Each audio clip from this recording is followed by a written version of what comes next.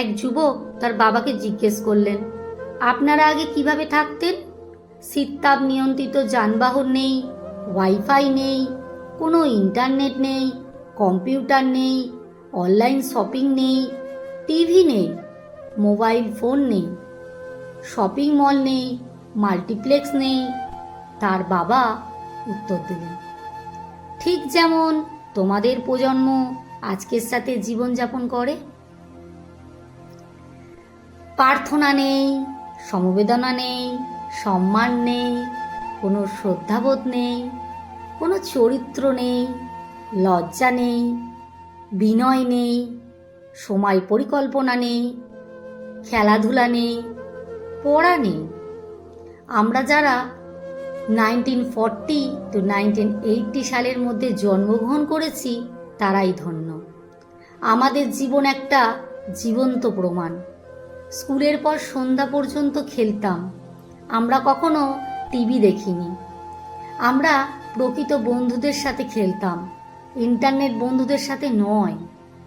আমরা যদি কখনো তৃষ্ণার্ত অনুভব করি, আমরা বোতলের জল নয়, কলের জল পান করি। আমরা কখনোই অসুস্থ হইনি, যদিও আমরা 4 বন্ধুর সাথে একই গ্লাসের জুস শেয়ার করতাম। আমাদের কখনোই ওজন বাড়েনি, যদিও আমরা প্রতিদিন প্রচুর ভাত খেতাম। খালি পায়ে ঘোরাঘুরি করেও আমাদের পায়ের কিছুই হয়নি। আমাদের মা ও বাবা কখনোই আমাদের সুস্থ রাখার জন্য কোনো সাপ্লিমেন্ট ব্যবহার করেনি। আমরা নিজেদের খেলনা তৈরি করতাম এবং সেগুলো দিয়েই খেলতাম।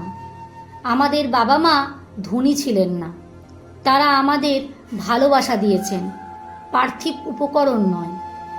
আমাদের কখনো cellphone, video, PlayStation, Xbox, video game, ব্যক্তিগত কম্পিউটার, ইন্টারনেট চ্যাট ছিল না। তবে আমাদের প্রকৃত বন্ধু ছিল। আমরা আমাদের বন্ধুদের বাড়িতে বিনা আমন্ত্রণে যেতাম এবং তাদের সাথে খাবার উপভোগ করেছি। আমরা হয়তো কালো এবং সাদা ফটোতে ছিলাম, কিন্তু সেই ফটোগুলোতে রঙিন স্মৃতি খুঁজে পেতাম। আমরা একটা অনন্য এবং সবচেয়ে বোধগম্য প্রজন্ম, কারণ আমরা শেষ প্রজন্ম যারা তাদের পিতামাতার কথা শুনেছি, আর প্রথম প্রজন্ম যারা তাদের সন্তানদের কথা শুনতে হচ্ছে।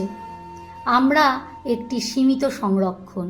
লেখা সংগৃহীত, পাঠে অঞ্জু।